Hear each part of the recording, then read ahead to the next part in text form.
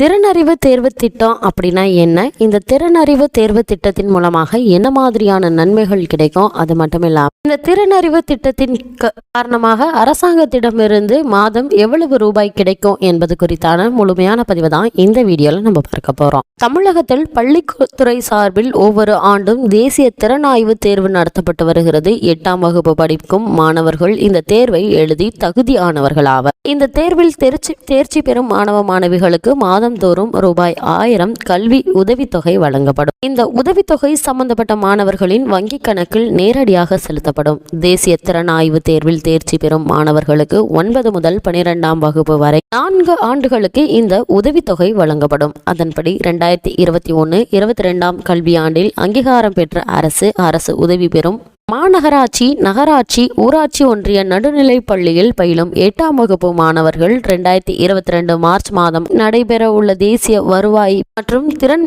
படிப்புதவி திட்டத்தின் கீழ் படிப்பு தகுதி தொகை தேர்வு விண்ணப்பிக்கலாம்.